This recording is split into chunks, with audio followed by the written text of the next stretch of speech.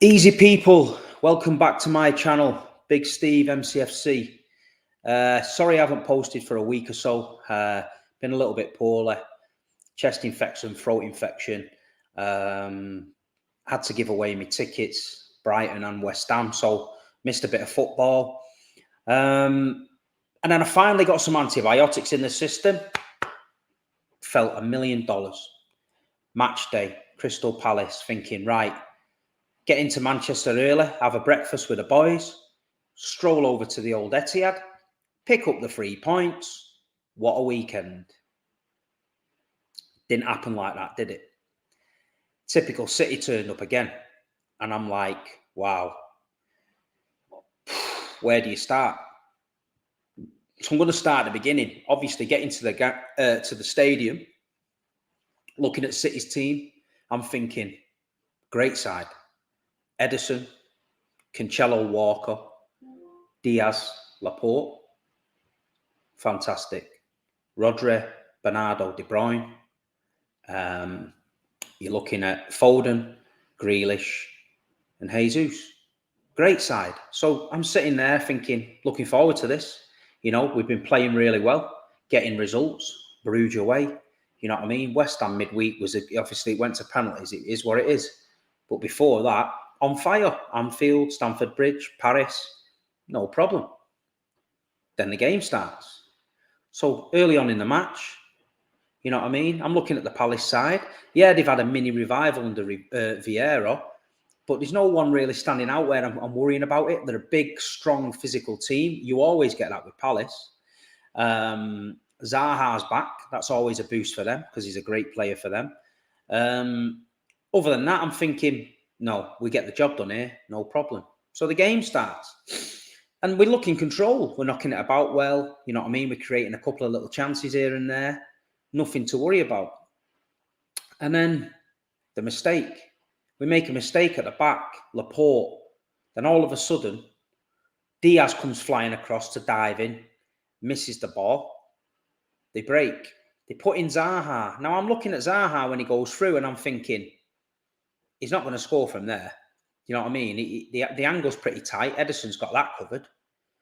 He scuffs it. Yeah. And to be honest, if he'd have hit that clean, I think Ederson saves it. But because he scuffed it that much, it bobbled over Ederson's hand and into the corner. So I'm like, all right, here we go. 1-0, Palace. And then you're thinking, you know what? This ain't going to be easy now because they've got something to hold on to. Crystal Palace then had something to hold on to. So they didn't have to go gung-ho. They've got their noses in front. So then it's down to us to break them down. So what they did is they sat in.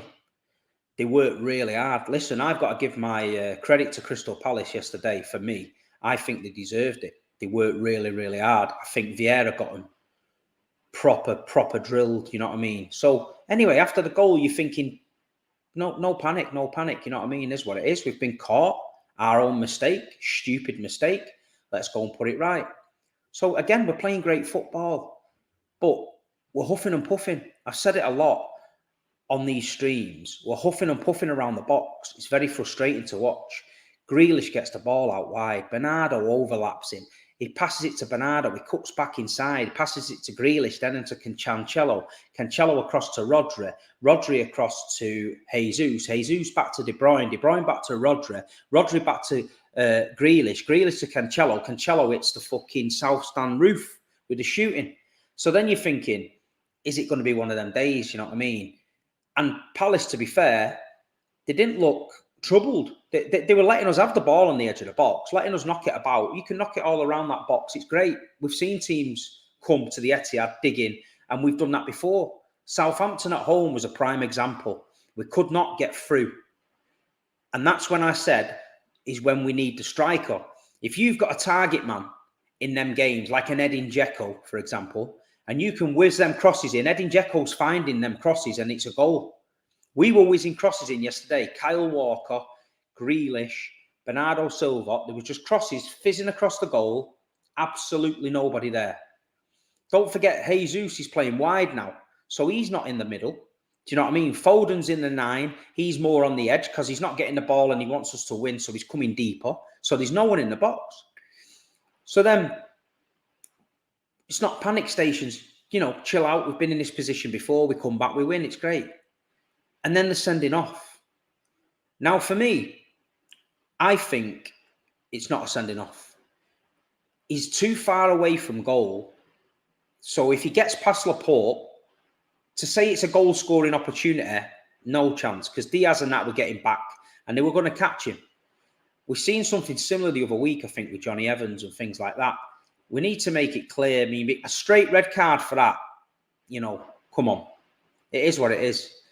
The referee, I mean, I don't talk bad about referees anymore because a lot of the games I go and watch, the referees aren't that bad. But yesterday he was poor. I mean, Palace are time wasting from the 11th, 12th minute. I get that. They're going to do that. If I'm manager of Palace, I'm making my team time waste. I'm getting the crowd riled up, and it worked. But he booked him on the 85th minute for time wasting. He'd done it from the 11th minute, mate. You book him on the 20th minute, he doesn't do that, and the game flows. But the referee was poor. He had a poor game yesterday. So back to the sending off. I'm like, I need to see that again. I need to see that again. I've seen it again, and for me, it's not a sending off. It's not. It's soft. But then you're fucked. Because you're 1-0 down against Palace at home, your centre-back sent off, right? So it makes it harder again. It's already hard to get through because they're defending like their lives depend on it. Now, they're a goal in front, you're 10 men, they're defending extra deep, no problem. So we've got through that half. I think De Bruyne ended up playing at right wing back at one point, and then second half, he brought Stones on. Stones, to be fair, when he came on, we looked a lot better with him. He was taking the ball from the back, taking it out, and we were getting right on the edge of their box. But it was the same thing all the time. It's frustrating. We're getting on the edge of their box and we're passing it side to side, left to right, nothing happening. No point throwing a crossing because there's no one in the box. So they're looking for this perfect goal that against Palace, when they're defending like mad, it ain't going to come because it was like going through 3 brick walls. We weren't going to get through.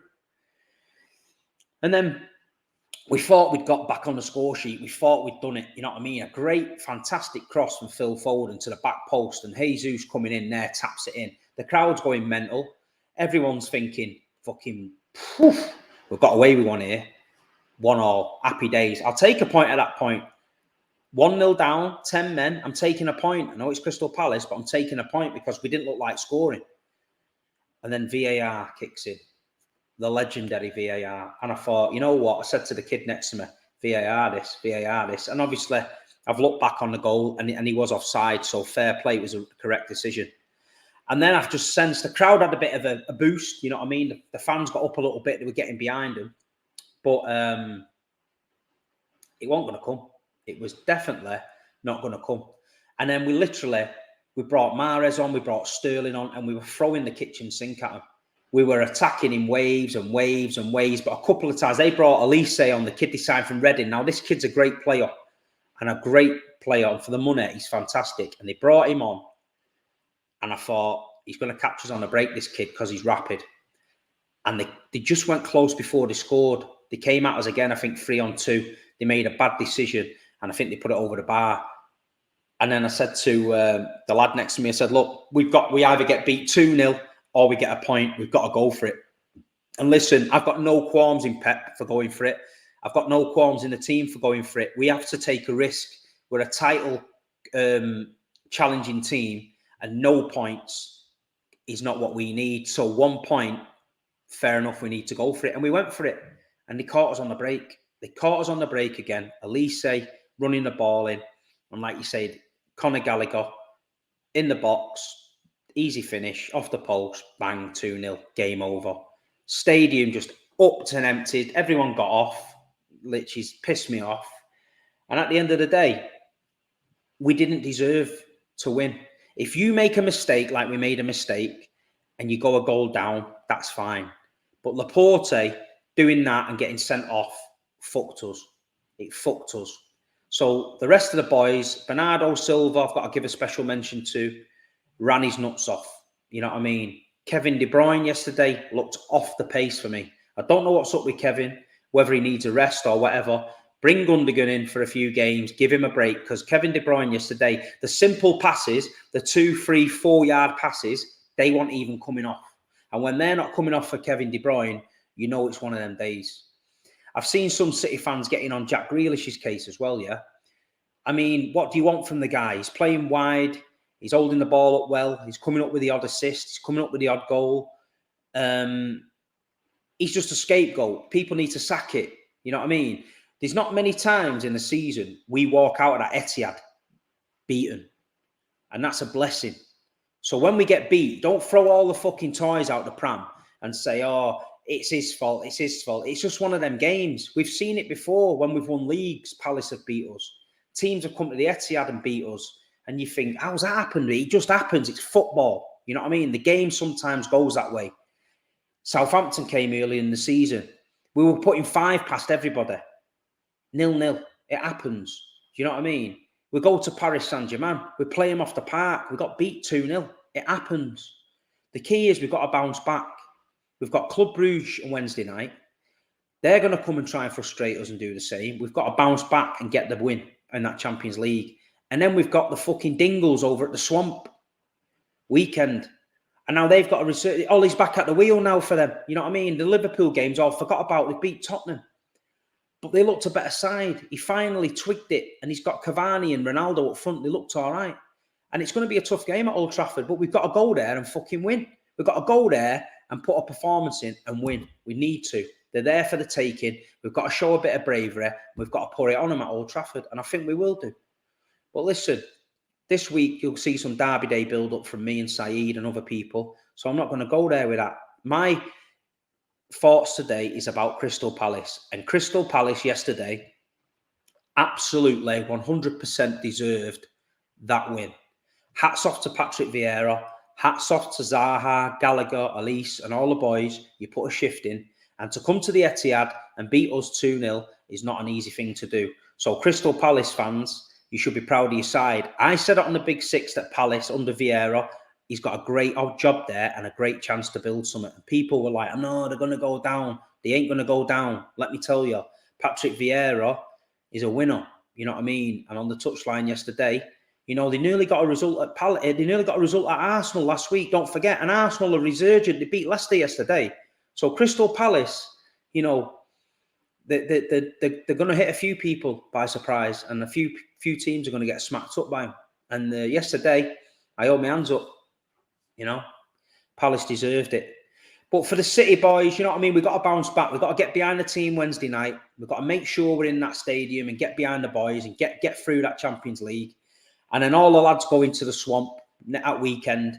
You've got to find it in your heart, man. We've got to go there and fucking give it them. Non-stop. Show them what the real Mancunian support's about. Let's get in that ground and give it them. You know what I mean? Last few times there, we're not having good results. We do when it matters. Carabao Cups and things, when we need to get through, we beat them. You know what I mean? But I want to beat them. And I want to beat them convincingly. If Liverpool's going there, putting 5 in, I want to be going there 2-3. No problem. You know what I mean? But listen, it is what it is. They're going to be confident looking at us getting beat off Palace and looking at them getting a result with Spurs. They're going to be confident. But the striker situation, coming out the ground, everyone's moaning about a striker. We said this. When we're winning 5-0, nobody mentions a striker. It all looks good. But I do believe yesterday's game was crying out for a striker. I do believe that's the game where the pretty football has to go out the window. You've got a man up front and you're launching it to him. Get the results. We did it loads of times under Mancini with Edin Dzeko. You brought Dzeko off the bench and our game plan changed. Launch it to Dzeko. Bang, we get results. We need somebody. In January, we need somebody because there's going to be games where we need to change it up. And he changed it up yesterday, but he brought the same players on. He brought Sterling and Mahrez. And we carried on doing the same thing we'd done all game. Left to right, crossing it over crossing it, shooting from far out, ticky-tacky football, edge of the box, didn't work. Against teams that are solid defensively, doesn't work. You know what I mean? If you're going to cross the ball in the box, make sure you got someone in the box. But we didn't have anyone in there, so it's pointless. But look, January's around the corner. We've been beat off Palace. The season's going all right. Liverpool dropped points, which was a blessing. You know, Chelsea's won again. Fair play to them. So it's getting interesting now. But yesterday, let's draw a line under it. Fuck it off because I don't want to talk about it anymore. and let's get ready for the week ahead. Club Brugge, Wednesday night, Manchester United at the Swamp, Saturday. That's been my match reaction. Sorry, it's not been entertaining. We've got to come on here and hold your hands up when you get beat. I'll speak to you guys this week. Please like, subscribe to my channel, share it. Look out for the Big Six show tomorrow night, 10 o'clock on Turkish London channel. And keep subscribing and get me to 5,000. We get to 5,000, I'm going to do a giveaway, some competitions. And yeah, man, it is what it is. But keep the faith. We're City. We never win at home. We never win away. We lost last week and we lost today. We don't give up because we're all pissed up. MCFC. Okay. See you later, people.